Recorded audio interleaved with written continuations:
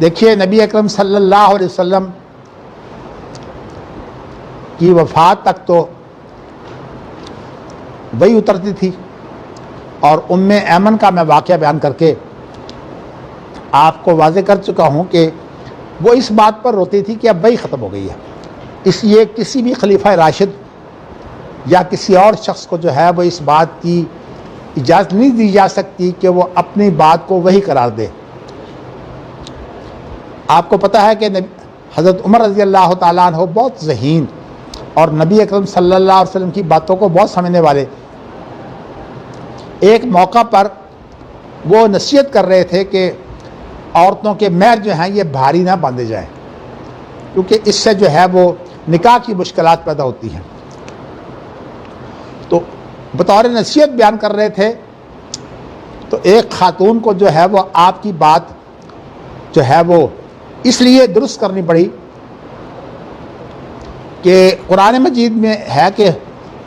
فَإِنْ آتَيْتُمْ إِحْدَاهُنَّ قِنْطَارًا فَلَا تَأْخُذُوا مِنْهُ شَيْئًا، یہ اس خاتون نے حضرت عمر کے سامنے قرآن کی آیت پڑھی کہ اگر تم مہر کی صورت میں کسی اپنی بیوی کو خزانہ بھی دے دو، خزانہ بہت بڑی رقم ہوتی ہے، خزانہ بھی دے دو تو تم اس میں سے کوئی چیز واپس نہیں لے سکتے، کوئی دھیلا بھی جو ہے اس میں سے واپس نہیں لیا جا سکتا۔ تو یہ درم دینار کی بات ہو یا کوئی اور چیز تحفے کے طور پر ہو، یہ جو ہے وہ لینا منع ہے خاوند کے لیے۔ تو میں نے آپ کو جو ہے اب یہ بتانا ہے کہ نبی اکرم صلی اللہ علیہ وسلم کی زندگی تک تو وہی تھی، اس کے بعد پھر صحابہ کرام رضوان اللہ علیہم اجمعین جو ہیں وہ اجتہاد کرتے تھے، لیکن یہ اجتہاد نبی اکرم صلی اللہ علیہ وسلم نے اپنی زندگی میں بھی کیا ہے، اور اس لیے کیا ہے تاکہ صحابہ کو اجتہاد کرنے کا طریقہ معلوم ہو جائے، چونکہ آپ ان کو وہ طریقے بھی سکھاتے تھے جو نبی اکرم صلی اللہ علیہ وسلم کے طریقے ہیں، لیکن نبی اکرم صلی اللہ علیہ وسلم کی اطاعت جو کہ غیر مشروط ہے، اس لیے نبی اکرم صلی اللہ علیہ وسلم کے اجتہاد میں اگر معمولی سی کوتاہی ہوتی تو اللہ تعالیٰ جو ہے وہ اس کو درست کر دیتے۔ تو اس لیے نبی اکرم صلی اللہ علیہ وسلم کا جو اجتہاد ہے یہ معصوم کا اجتہاد ہے، اور معصوم اسے کہتے ہیں جسے اللہ بچانے والے ہوں۔ نبی اکرم صلی اللہ علیہ وسلم کے بعد کسی کا اجتہاد جو ہے وہ معصوم کا اجتہاد نہیں ہے۔ صحابہ کا مقام شریعت کو سمجھنے کے اعتبار سے، شریعت پر چلنے کے اعتبار سے، اسی طرح تابعین خیر القرون کا حصہ ہیں، لیکن انہوں نے جو کچھ بھی شریعت کو سمجھا ہے، اگر کوئی بات ایسی ہے جو نبی اکرم صلی اللہ علیہ وسلم نے بیان کی ہے اور انہوں نے اس کی خبر دے دی ہے تو وہ بات تو ٹھیک ہے، اس کے اندر بھی اگرچہ ایک فن حدیث جو ہے وہ بنایا گیا ہے جس کی روح سے جو ہے وہ ہر خبر کو جانچا جاتا ہے۔ تو اس خبر کو جو ہے وہ جانچ کر، اور یہ آپ کو بتاؤں کہ قرآن مجید بھی خبر متواتر ہے، یعنی اصل میں خبر کا معنی یہ ہے کہ یہ چیز کہیں سے نقل ہوئی ہے، لیکن اتنی بات ضرور ہے کہ نبی اکرم صلی اللہ علیہ وسلم جو خبر دیں اس خبر کو ماننا ضروری ہے۔ اسی لیے اہل علم نے کہا ہے کہ تقلید جس کی تعریف یہ ہے کہ بغیر دلیل کے کسی کی بات مان لی جائے، اس کو تقلید کہتے ہیں۔ تو انہوں نے یہ بیان کیا ہے کہ نبی اکرم صلی اللہ علیہ وسلم جو کچھ فرماتے تھے وہ اس کی تقلید جائز نہیں ہے، اس لیے کہ نبی اکرم صلی اللہ علیہ وسلم کی نبوت جو ہے وہ اس بات کی دلیل ہے کہ آپ کا فرمایا ہوا، آپ کا کیا ہوا جو ہے وہ اللہ کی حفاظت میں ہے۔ تو میں نے آپ کو جو ہے وہ پھر قد انزل اللہ الیکم ذکرا انا نحن نزلنا الذکر و انا لہ لحافظون۔ اچھا، اب غیر وہی جو ہے وہ اجتہاد کی صورت، نبی اکرم صلی اللہ علیہ وسلم کا اجتہاد صرف اس لیے ہے کہ ہمیں طریقے بتا دیں۔ اب یہ سارے طریقے جو وہی کی صورت میں موجود ہے، ان کو تو تمام صحابہ مانتے ہیں۔ اب وہ طریقے جو وہی کی صورت نہیں ہے بلکہ لوگوں نے اس کو ایک اور شکل دی ہے، یعنی وہی میں غور کرنے کی بجائے بعض لوگوں نے یہ طریقہ کار اختیار کیا ہے کہ جو چیز اجتہاد ایک کوشش ہے، اور میں آپ کو بتا چکا ہوں کہ اس کوشش میں دو چیزیں شامل ہوتی ہیں، ایک مشقت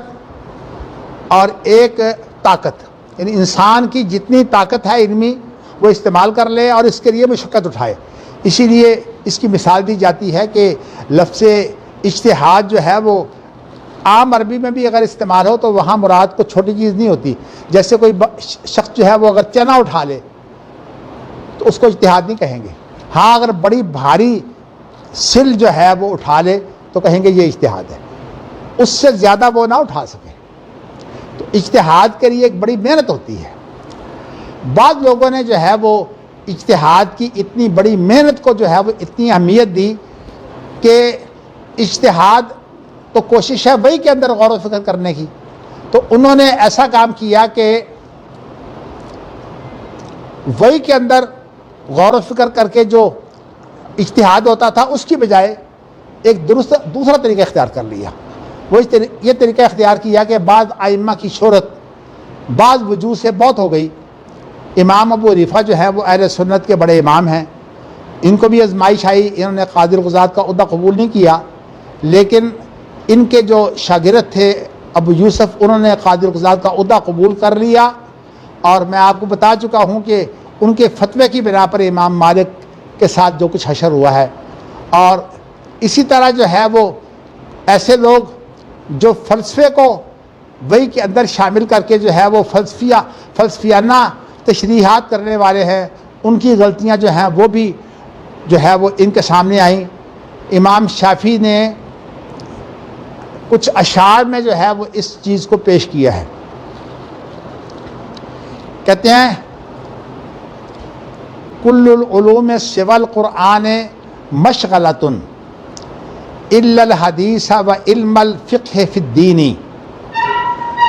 العلم ما کان فیہ قال حدثنا وما سوا ذلک وسواس الشیاطین۔ ترجمہ یہ ہے کہ تمام کے تمام علوم جو ہیں وہ ہمارا اپنا ایک شغل ہے جو ہم نے محنت کی ہے، ہماری وہ محنت ہے جو ہم نے محنت کر کے جو ہے وہ فن بنا لی ہے۔ تو مشغلت ان کا معنی تو یہ ہے کہ یہ ہم نے فن بنا کر جو ہے وہ اپنے علوم کی جو ہے وہ نشر و اشاعت کی ہے۔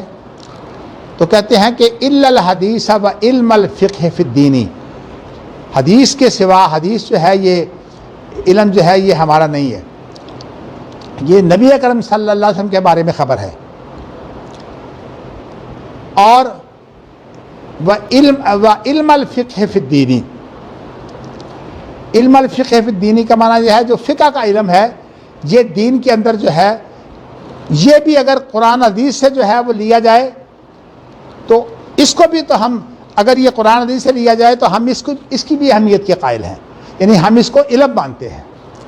اس کے بعد پھر چونکہ یہاں علم الفقہ بیان کیا ہے، میں آپ کو اتنا بتا دوں کہ یہ شرح عقیدہ طحاویہ میں یہ اشعار موجود ہیں، لیکن اس کے اندر جو ہے وہ شرح عقیدہ کا جو مصنف ہے اس نے شاید غلطی کھائی ہے، الا الحدیث و الا الفقہ فی الدین، حالانکہ صحیح جو شعر ہے وہ ہے کہ الا الحدیث و علم الفقہ فی الدین، چونکہ بعد میں امام بخاری نے علم کی تعریف کی ہے، امام شافعی نے العلم ما کان فیہ قال حدثنا، علم وہ ہوتا ہے جس میں قال حدثنا یعنی قال اللہ ہو، یعنی اللہ کی بات ہو، اللہ کی کلام ہو، وہ حدثنا جس میں نبی اکرم صلی اللہ علیہ وسلم کے بارے میں کوئی خبر دی گئی ہو۔ تو یہ ذرا مٹ رہے ہیں۔ تو کہتے ہیں کہ علم وہ ہوتا ہے علم ما کان فیہ قال حدثنا جس میں قال اللہ ہو اور حدثنا ہو، وما سوا ذالک وسواس الشیاطین، اور باقی جو ہے وہ سب کا سب وہ ہے جس میں شیطان کے وسوسے شامل ہیں، یعنی شیطان کا دھوکہ اس میں دیا جا سکتا ہے۔ اس لیے کوئی شخص کتنا بھی عقل مند ہو اگر وہ وہی کو چھوڑ دے گا تو شیطان کے دھوکے میں آ جائے گا۔ اس لیے شیطان تو اتنا جو ہے وہ اللہ کی طرف سے مہلت دیا گیا ہے کہ اس شیطان کے جو شاگرد ہیں بڑے بڑے علماء موجود ہیں، اور علماء کو گمراہ کرنے کے لیے بھی جو ہے وہ عالم شیطان جو ہے وہ مقرر کیے جاتے ہیں۔ اللہ تعالی ہمیں ان سے پناہ میں رکھے، ان سے بچا کے رکھے۔ میں آپ کو بتا یہ رہا تھا کہ جو اجتہاد ہے یہ وہی نہیں ہے، اور اس کو تمام لوگ مانتے ہیں کہ یہ اجتہاد جو ہے یہ وہی نہیں ہے۔ بلکہ امام ابو حنیفہ نے تو ایک بات جو ہے وہ بہت اچھی نصیحت کی ہے اور کہا کہ لا یجوز لأحد ان یفتی بکلامی حتی یعرف دلیلی، کسی کے لیے یہ جائز نہیں ہے کہ وہ میری بات سے جو ہے وہ فتویٰ دے. لا یجوز لأحد ان یفتی بکلامی حتی یعرف دلیلی، جب تک کہ اس کو میری دلیل کا بخوبی علم نہ ہو جائے. یعنی انہوں نے بھی جو ہے وہ دلیل کی شرط لگائی ہے کہ آپ جب فتویٰ دیں تو دلیل کے ساتھ دیں. اب صورتحال یہ بنی کہ کچھ لوگوں نے جب اجتہاد کیا، خواہ وہ بڑے علم والے ہوں، جب انہوں نے اجتہاد کیا تو اجتہاد کا جو اس سے پہلے جو لوگ تھے ان کے اجتہاد کا نتیجہ یا ان کے اجتہاد کا ثمرہ کہتے ہیں پھل کو. اجتہاد تو کسی اور نے کیا اور اس کا ثمرہ وہ رائے ہے جو انہوں نے اجتہاد کر کے بنائی ہے. اہل العصر کے نزدیک اجتہاد صرف اتنا ہے کہ وہ وحی کی اپلیکیشن ہے، یعنی وحی کا اطلاق ہے. جب واقعہ کوئی نیا آتا ہے تو وہ وحی کا اطلاق کرتے ہیں، اور ان کے اندر جب وہ کوئی بات کرتے ہیں تو کوئی واقعہ پیش آ چکا ہوتا ہے، اس پیش آمدہ واقعہ کے بعد وہ جو ہے وہ اس واقعہ موجود ہوتا ہے تو اس وقت وہ اجتہاد کر کے جو ہے وہ اطلاق کر دیتے ہیں. لیکن کچھ لوگوں نے اس طریقہ کار کو اختیار کرنے کی بجائے جو پہلے لوگوں کی آراء ہے، یعنی اجتہاد کا جو نتیجہ اور ثمرہ ہے، اس کو جو ہے وہ اہمیت دی ہے. حالانکہ نبی اکرم صلی اللہ علیہ وسلم نے اپنے فرمان کے اندر کہا ہے ترکت فیکم امرین لن تضلوا ما تمسکتم بہما، کتاب اللہ و سنتی، دو چیزیں میں تمہارے اندر چھوڑ کے جا رہا ہوں، جب تک جو ہے وہ ان چیزوں کو تم مضبوطی سے پکڑے رکھو گے تم گمراہ نہیں ہوگے، اور یہ قیامت تک جو ہے وہ ہمارے لیے یہ دو چیزیں حجت ہیں، اور وہ دونوں وہی ہیں. تو اجتہاد جب وہی نہیں ہے تو بعض لوگوں نے جو ہے وہ رائے کو بھی اہمیت دی. اور کون سی رائے کو، میں اس کی شرطیں بعد میں بتاتا ہوں، لیکن پہلے آپ کو میں یہ بتا دوں کہ محدثین کا طریقہ کار یہ ہے کہ وہ رائے کو اہمیت نہیں دیتے، وہ صرف اتنا کرتے ہیں کہ قرآن و حدیث میں سے تلاش کر کے اس میں پھر غور و فکر کرتے ہیں، اور غور و فکر کی صورت میں جو ہے وہ اجتہاد کر لیتے ہیں. اور اجتہاد جو ہے ان کے نزدیک صرف ایک پیش آمدہ مسئلے میں اطلاق ہے، اور اس کا تعلق جو ہے وہ جو مسئلہ پیش نہیں آیا اس کے بارے میں نہیں ہے. یعنی وہ ایسی بات نہیں بتاتے جو مسئلہ پیش نہیں آیا، جو مسئلہ پیش آتا ہے اور جن کو پیش آتا ہے وہ فتویٰ صرف ان کے لیے ہوتا ہے، وہ فتویٰ جو ہے وہ تمام لوگوں کے لیے نہیں ہوتا. ہاں فتوے میں تو کچھ تھوڑی سی گنجائش بعض لوگوں نے پیدا کی ہے کہ آراء بھی جمع کر لی جائے تو کیا حرج ہے، لیکن ایک اور چیز جو ہے یہ بڑی اہم ہے کہ خاص طور پر جو قضاء ہے، فیصلہ جو ہے وہ فریقین کے علاوہ کسی پر لاگو نہیں ہوتا. تو فیصلے میں اور فتوے میں یہ فرق پھر انہوں نے کیا ہے کہ فتویٰ وہ ہوتا ہے، فتویٰ جو ہے وہ ہوتا ہے جس میں جو ہے وہ کسی کے اوپر لازماً لاگو نہ کیا جائے، یعنی اس کے لیے اس کو ماننا لازمی نہیں ہوتا. اسی طرح جو آپ دیکھیے کہ فتاوی عالمگیری ہے، سینکڑوں علماء نے اس پر محنت کر کے اس فتاوی کو تیار کیا ہے اور اورنگزیب نے کروایا تھا، لیکن یہ ہے کہ اس کو جو ہے وہ اہل علم نے فتویٰ قرار دیا ہے، قضاء قرار نہیں دیا، اور نہ جو ہے اس کو قانون قرار دیا ہے. اس لیے کہ فتویٰ کے اندر یہ ضروری نہیں ہے کہ آپ کسی کا فتویٰ مانیں، آپ جس کا فتویٰ آپ کو کتاب و سنت کے مطابق معلوم ہو آپ اس کو مان لیں. تو میں انشاءاللہ اس کی مزید وضاحت کروں گا شاہ ولی اللہ کے بیان کے اندر، لیکن میں اب آپ کو یہاں یہ بتانا چاہتا ہوں کہ ایک رائے کیا ہوتی ہے، اجتہاد کا نتیجہ اور ثمرہ. لیکن یہ عام رائے جو ہے اس کی مذمت نہیں ہے، یہ ان آراء کی مذمت ہے جن کے اندر یہ چیزیں پائی جائیں. اب یہ چیزیں جو ہیں وہ آپ جو ہے وہ اپنے سینے میں بھی نوٹ کریں, اور ویسے انشاءاللہ یہاں ریکارڈ موجود ہے, اس کو بھی لے لیں. اس کے لیے پہلی شرط یہ ہے کہ اجتہاد کی حیثیت صرف ضرورت کی ہے. اس کے اندر شدید ضرورت کے بغیر اجتہاد کرنا جائز ہی نہیں ہے. امام شافعی اجتہاد کی اہمیت کے قائل ہیں, اور انہوں نے یہ کہا ہے کہ کتاب و سنت کے علاوہ صرف اجتہاد ہے, اور وہ اجتہاد جو ہے اس کی واحد صورت قیاس ہے. کیونکہ امام شافعی کے نزدیک تمام اجتہادات جو وحی کے علاوہ ہیں ان کو قیاس کہا گیا ہے. ان کی اپنی بارسط ایک اصطلاح ہے جو انہوں نے جو ہے وہ اختیار کی ہے. تو میں آپ کو یہ بتانا چاہتا ہوں, اور امام بخاری نے بھی امام شافعی سے بہت کچھ لیا ہے. میں ذرا امام شافعی کی بات بیان کرنے کے بعد آپ کو کہنا چاہتا ہوں. اسی طرح امام شافعی کے علاوہ بڑے بڑے علماء نے جو ہے وہ رائے کو ناپسند کیا ہے. حتیٰ کہ امام مالک اس معاملے میں بڑے حساس تھے. آپ کو علم ہے کہ میں بتا چکا ہوں کہ منصور نے کہا ہم آپ کی ایسی کتاب تیار کر دیں جو صرف حدیثوں پر مشتمل ہو. انہوں نے کہا تھا کہ میں نہیں سمجھتا کہ ساری حدیثیں جو ہیں وہ میں جمع کر سکتا ہوں. پھر جب موتا تیار ہو گئی تو اس نے کہا موتا کو لٹکا دیتے ہیں. وہ ہارون رشید نے کہا تھا, اس کے پوتے نے, تو ہارون رشید کی بات بھی امام مالک نے نہیں مانی. تو بہر صورت کہنے کا مقصد یہ ہے کہ امام مالک جو ہیں وہ اہمیت دیتے تھے اجتہاد کو, اور اگر اجتہاد کے اوپر اجماع ہو جائے اس کو بہت بڑی اہمیت دیتے تھے. لیکن میں اجماع چونکہ بیان کروں گا بعد میں, اس لیے میں اس میں نہیں جاتا. میں صرف فرق یہ بیان کرنے لگا ہوں کہ اجتہاد کے لیے پہلی چیز یہ ہے کہ اجتہاد ضروریات میں سے نہیں ہے. اجتہاد جو ہے وہ اس وقت ہے جب آپ کو کوئی قرآن کی آیت یا حدیث نہ ملے, اور اگر آپ اتنے ماہر ہیں کہ قرآن مجید کی آیت سے جو ہے وہ آپ ایک حدیث کو مطابق کرنے کی صورت جو ہے وہ نکال سکتے ہیں, جیسے امام شافعی کے چیلنج ہے کہ کوئی حدیث مجھے پیش کرو, میں قرآن سے ثابت کروں گا کہ وہ قرآن مجید میں بھی اس کی طرف اشارہ موجود ہے, قرآن مجید میں وہ چیزیں موجود ہیں, تفصیل سے نہیں لیکن ان کا اجمالی مفہوم جو ہے موجود ہے. تو اس لیے امام شافعی کی جو بات ہے نا وہ بالکل وہی ہے جو اہل العصر کی ہے. اہل العصر کے نزدیک اجتہاد صرف اطلاق کا نام ہے. لیکن امام شافعی نے ایک بڑا کام کیا کہ اس وقت سے کچھ پہلے, اس لیے کہ امام ابو حنیفہ جو ہیں وہ اہل الرائے تو ہیں لیکن اہل الرائے کے بڑے امام نہیں ہیں. اہل الرائے کے بڑے امام جو ہیں وہ ان کا نام ہے ابراہیم نخعی,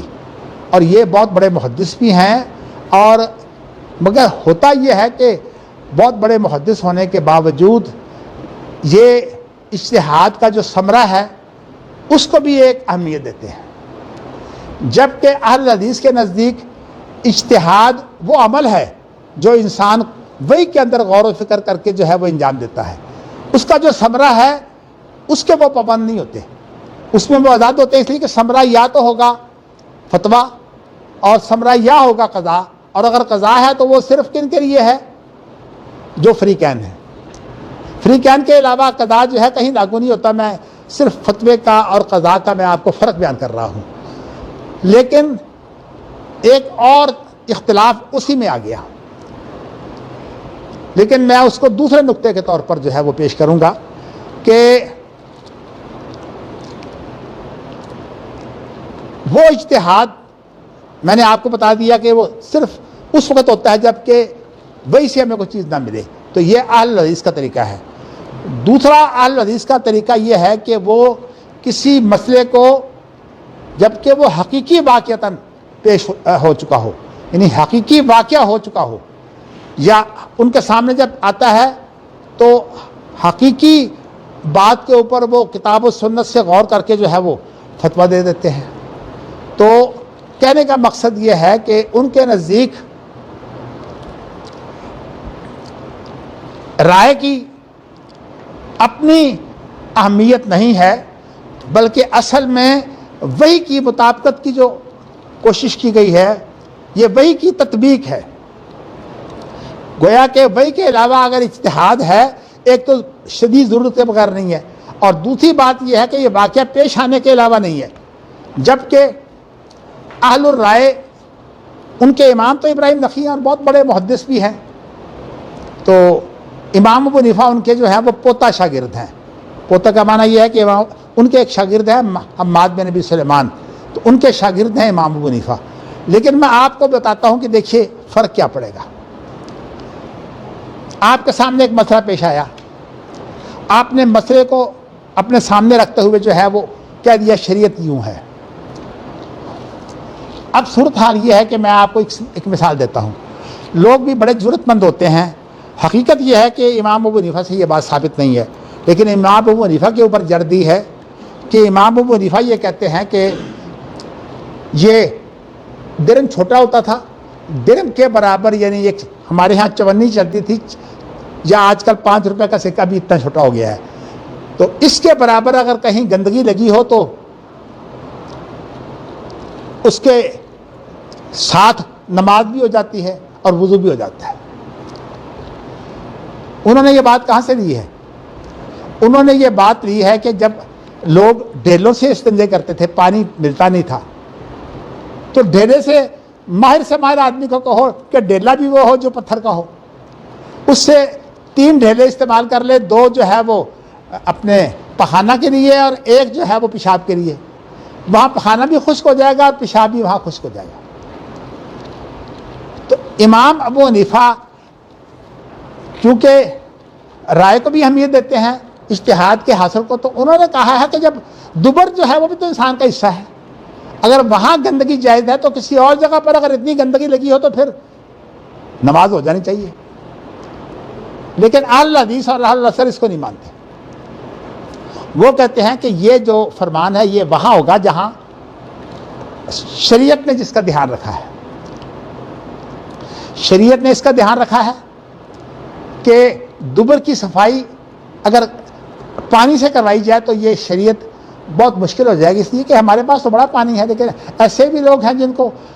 1000 فٹ پر پانی نہیں ملتا. آپ سعودی عرب کو اب نہ دیکھیے کہ سعودی عرب سیلاب ہے، سعودی عرب میں ایسی جگہ موجود ہیں. تو کہنے کا مقصد یہ ہے کہ جب پانی کی اتنی تنگی ہو تو اس وقت جو ہے وہ صفائی کے لیے جو ہے وہ زیادہ سختی نہیں کی جانی چاہیے. اگرچہ اللہ کے رسول صلی اللہ علیہ وسلم نے اس بات کی خوبی بیان کی ہے کہ فیہ رجال یحبون ان یتطہروا واللہ یحب المطہرین،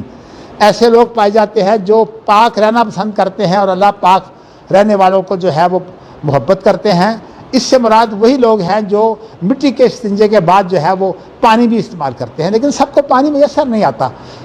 خاص طور پر سفر میں تو بالکل پانی کی مشکلات ہوتی ہیں. تو کہنے کا مقصد یہ ہے کہ یہ اس وقت کی بات ہے، لیکن امام ابو حنیفہ نے اسے عام کر دیا، اور جب فتویٰ دیا جائے تو وہ اس واقعہ سے متعلق ہوتا ہے جس کے بارے میں فتویٰ دیا جائے. ہماری اس وقت جو فقہ ہے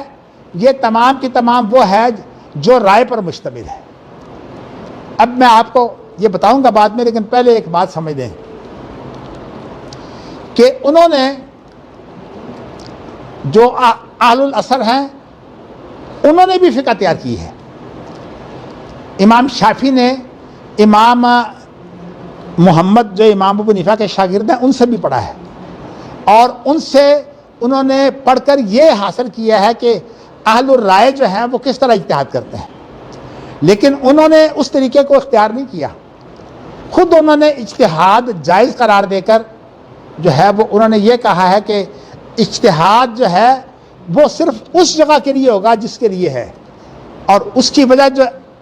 ایسے فتوے ہیں جو میں بتا رہا ہوں کہ پخانہ وہاں لگا ہوا تو جو ہے وہ معاف ہے، اور میں بتاؤں کہ اس کی وجہ سے کتنے مسائل پیدا ہوئے ہیں. اس کے لیے ایک مسئلہ یہ پیدا ہوا ہے کہ وہ لوگ جو استنجا پانی سے نہیں کر سکتے تھے، جب وہ نہاتے تو پہلے وہ اپنی شرمگاہ دھوتے. اب ہمارے ہاں ایک فقہ کا مسئلہ ہے کہ شرمگاہ کو اگر ہاتھ لگ جائے تو وضو ٹوٹ جاتا ہے، اور حالانکہ راجع حدیث یہ موجود ہے کہ انما ہوا بضعۃ منک، یہ تیرا ہی ایک حصہ ہے، یعنی شرمگاہ کیا ہمارا حصہ نہیں ہے. اگر یہ دھو کر صاف کی گئی ہو تو پھر اس کو ہاتھ لگ جائے تو کچھ بھی نہیں ہوتا. لیکن انہوں نے کس بات کو لیا بھئی اگر پیشاب کی جگہ ہے تو وہ بھی آپ نے پتھر سے خشک کی ہے، پیشاب تو وہاں لگا ہوا ہے،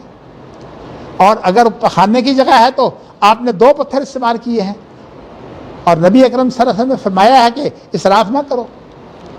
تو اس لیے اگر آپ سنت کے مطابق چلتے ہیں آپ کے لیے بڑی مشکل پیدا ہو جائے گی. لیکن اہل الرائے نے یہ کام کیا ہے کہ اس فتوے کو عام کر دیا. تو اس لیے میں نے بتایا ہے کہ ایک تو ضرورت کے بغیر، اب یہ ضرورت کے بغیر ہے،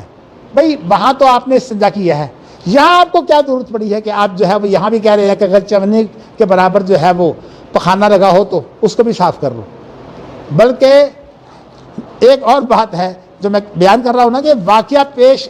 آنے کے بغیر وہ اجتہاد نہیں کرتے تھے.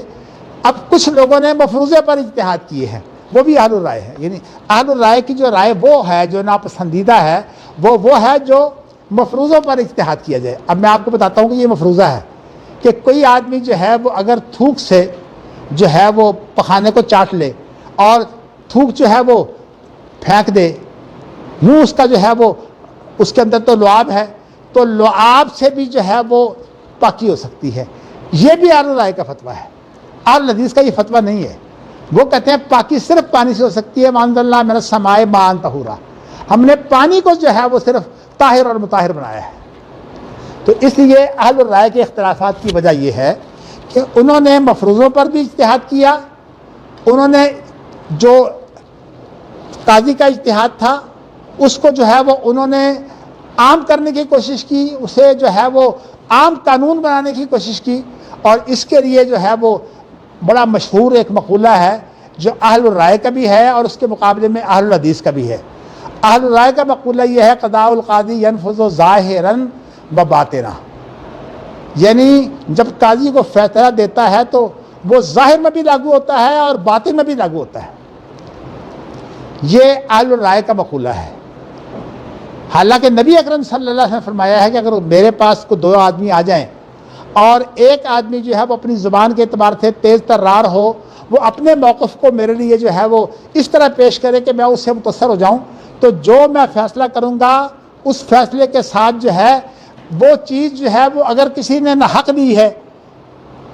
زمین کا جھگڑا تھا تو ایک بارش بھی اگر اس نے حق لی ہے تو وہ قیامت کے دن وہ زمینیں 7 زمینیں اس کے گلے میں توق بنا کر ڈالی جائیں گی. تو اس کا معنی یہ ہے کہ نبی اکرم صلی اللہ علیہ وسلم نے فرمایا کہ قضاء صرف وہاں تک محدود ہوتا ہے جن کا جھگڑا ہے، کسی اور پر لاگو نہیں ہوتا. اور اگر اس مسئلے کو عام کر دو وہ تماشے بن جائیں گے، جیسے میں نے آپ کو یہ تماشا دکھایا ہے کہ اس کو جو چونکہ اب اہل الرائے کے نزدیک جو ہے، بعض اہل الرائے، سب نہیں، بعض اہل الرائے کے نزدیک جو ہے وہ تھوک سے بھی پاکی ہو سکتی ہے، تو وہ کہتے ہیں چاٹ کر جو ہے وہ تھوک پھینک دو. چلو بھی اس کا معنی تو یہ ہے کہ حالانکہ اس کے اوپر پھر بہت مسئلوں کو آگے نکالا گیا، تو رائے کے اوپر مزید مسئلے نکالنا یہ تیسری شکل ہے. اہل الاصل جو ہیں وہ رائے کے اوپر مسئلہ نہیں نکالتے، وہ جب بھی فتویٰ دیں گے تو وہی سے دیں گے، کیونکہ وہ محنت کرتے ہیں حدیثوں کے لیے، اور اس طرح محدثین کی ایک جماعت نے محنتیں کی ہیں. تو آپ کے سامنے یہ بات آ جائے گی کہ جو لوگ حدیث کے لیے محنت کرتے ہیں لیکن اصل میں بات جو ہے وہ مغالطے کا باعث کیوں ہوئی. ابراہیم نخعی بھی بہت بڑے محدث ہیں، لیکن چونکہ انہوں نے رائے کو اہمیت دے دی ہے اس لیے اہل الرائے کے امام وہ ہیں. اور ان کا اختلاف تھا سعید بن مسیب کے ساتھ. سعید بن مسیب جو ہے وہ جب حدیث مل جاتی اور صحیح ہوتی تو پھر کسی بات کو نہیں لیتے تھے. تو اس لیے میں بتانا ہی چاہتا ہوں کہ سعید بن مسیب جو ہے وہ اہل الاثر کے امام ہیں اور ابراہیم نخعی جو ہے وہ اہل الرائے کے امام ہیں. اور اہل الرائے کی رائے کب حرام ہے یا غلط ہے وہ اس وقت ہے جب کہ ایک تو رائے کو عام کر دیا جائے، ان لوگوں کے بارے میں نہ ہو جن کا واقعہ ہے. اب آپ یہ بتائیے کہ فقہ کی کتابیں جتنی ہیں ان کے اندر وہ واقعہ تو پیش نہیں ہوتا جس واقعہ کے بارے میں وہ فتویٰ دیا گیا ہے. اسی لیے فقہ کی کتابیں جو ہیں وہ فتوے کا مرجع نہیں ہیں، اور فتویٰ کے لیے ضروری ہے کہ وہ کتاب و سنت دیکھی جائے. اسی لیے سعودی عرب میں چونکہ قرآن و سنت نافذ ہے تو وہاں کچھ مصریوں نے اور عراقی لوگوں نے، میں نے آپ کو مثال بھی دی تھی معبود صواف کی، تو انہوں نے یہ کوشش کی کہ کسی طرح جو ہے وہ یہ جو فتویٰ ہوتا ہے، جو رائے ہوتی ہے، اس کو بھی جو ہے وہ قانون بنایا جائے۔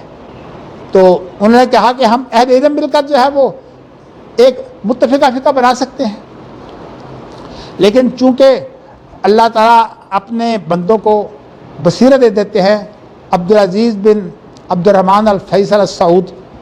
جو والد ہے موجودہ بادشاہ کا، اس نے اس ملک کے اندر جو ہے وہ وحی کو نافذ کیا ہے اور کسی فقہ کو نافذ نہیں کیا، اور اس کے بیٹے ملک فہد نے، شاہ فہد نے 1 مارچ 1993 کو جو ہے وہ اس کو تحریری شکل دے دی ہے۔ اس کو اور بھی اس کے اندر بہت کچھ ہے، لیکن نظام الحکم کی تقریباً اس کے اندر جو ہے وہ 80 دفعات ہیں،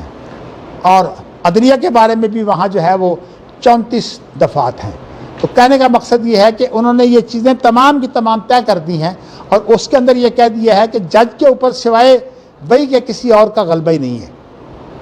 وہ یہ نہیں کہہ سکتا کہ میں نے وہی چھوڑ کر فلاں چیز کے ساتھ فتویٰ دیا ہے۔ تو اللہ کا شکر ہے کہ ان کے ہاں ابھی تک سوچ کی خیر موجود ہے، اور جو خرابیاں وہاں سنی جاتی ہیں اللہ کرے کہ وہ غلط ہوں، اور اگر صحیح ہیں تو اللہ تعالیٰ انہیں ہدایت دے۔ بہر صورت ہمارا کام تو صرف اتنا ہے۔ میں آپ کو یہ بتانا چاہتا ہوں کہ ایک بات تو یہ ہے کہ اجتہاد اس وقت کیا جائے جب ضرورت ہو۔ دوسری بات یہ ہے کہ اجتہاد جو ہے وہ کسی واقع ہونے والی چیز پر کیا جائے، مفروضے پر نہ کیا جائے۔ جیسے کہ میں نے بتایا آپ کو کہ مفروضے پر کتنی کوتاہی ہو گئی کہ امام ابو حنیفہ کا نام دے کر، اب دیکھیں نا جن کے اندر امام ابو حنیفہ کا احترام نہیں ہے وہ کیا کہیں گے کہ یہ امام ابو حنیفہ کی فقہ ہے، اس لیے کہ اب فقہ کی کتابوں میں یہ چیز موجود ہے، اور لوگوں نے پھر فقہ کا اتنا تماشا بنایا ہے کہ ایک کتاب ہے حقیقت الفقہ، آپ اس کو پڑھیں تو انہوں نے تمام وہ چیزیں جو ہیں وہ جو رائے کے نتیجے میں گندگی کی طرف پڑی، اس لیے کہ اس رائے سے مراد کوئی صحابہ کی رائے تو ہے ہی نہیں، اور نہ اس سے مراد جو ہے تابعین کی رائے ہے۔ اب ان کے لیے جو ہے وہ تا قیامت جو چیز رائے موجود ہے اس کی اہمیت ہے۔ اور میں آپ کو بتاتا ہوں کہ اسلامی یونیورسٹی اسلام آباد کا جو رویہ ہے، انہوں نے اس کے اندر جو ہے واضح طور پر کہہ دیا ہے۔ محمود غازی،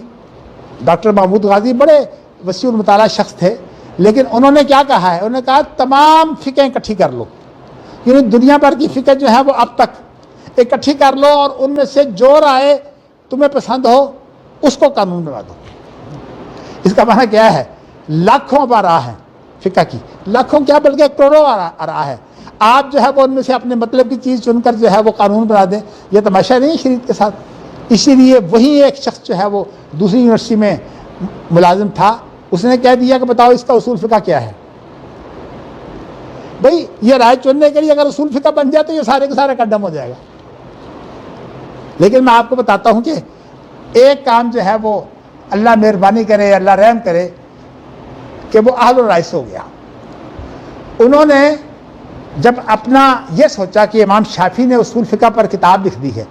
اور ان کی کتاب جو ہے وہ ہر ایک کا مرجع ہے، تو امام شافعی کا تو انتقال ہو گیا ہے 204 میں ان کا انتقال ہو گیا ہے، اور اچھا جی میں انشاءاللہ تعالی اس کو ختم کرتا ہوں۔ ان کا 204 میں انتقال، میرے خیال میں یہ بات رہنے دیتے ہیں کہ اہل الرائے کا ایک ایسا کام ہے جس کا تعلق جو ہے وہ قانون سازی سے ہے۔ میں انشاءاللہ تعالی یہ کل جس وقت اس کی تحریر کروں گا نا قرآن اور حدیث کی، تو انشاءاللہ یہ چیز بھی بیان کر دوں گا۔ یہ میرے ابتدائی دن ہیں جن کے اندر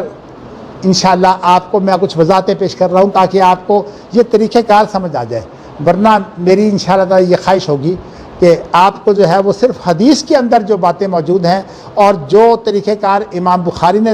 اختیار کیا ہے اس کو پیش کر کے اگر وہ صحیح ہے تو اس کی تائید کروں، اور اگر اس کو پیش کر کے جو ہے وہ میں اس کو صحیح نہیں سمجھتا، جیسے کہ کہا جاتا ہے کہ امام بخاری عورت کے نبی ہونے کے قائل ہیں، تو ہم نہیں مانتے، کیونکہ نبوت جو ہے وہ قرآن مجید سے عورت کے لیے ثابت نہیں ہے، وہی تو ثابت ہے لیکن نبوت ثابت نہیں ہے۔ میں انشاءاللہ تعالیٰ پھر کل باقی چیزیں بیان کروں گا۔ اللہ مجھے ہمت دے اور اللہ مجھے توفیق دے۔ اگر کوئی پڑھنا چاہتا ہے تو میرا مقالہ جو ہے نا اس کا یہ صفحہ جو ہے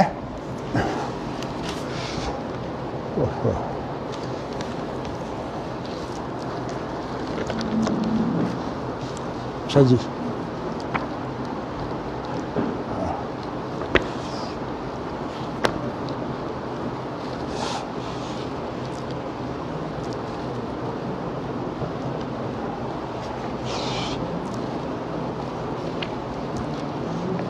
دیکھیے جی،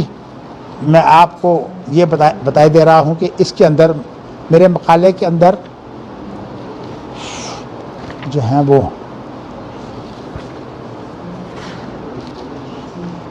میں نے جو ہے وہ اپنے مقالے کے اندر مترادفات کو بیان کیا، اجتہاد کے مترادفات کیا کیا ہے. تو وہاں میں نے جو ہے وہ ذکر کیا ہے کہ رائے بھی جو ہے وہ اجتہاد کے مترادفات میں شامل ہے. اگر ایک چیز کا کچھ اختلاف ہو تو مترادفات میں وہ آ جاتی ہے، کیونکہ مترادف کا معنی یہ نہیں ہوتا کہ عین وہی چیز، مترادف کا معنی ہوتا ہے ہم نشین.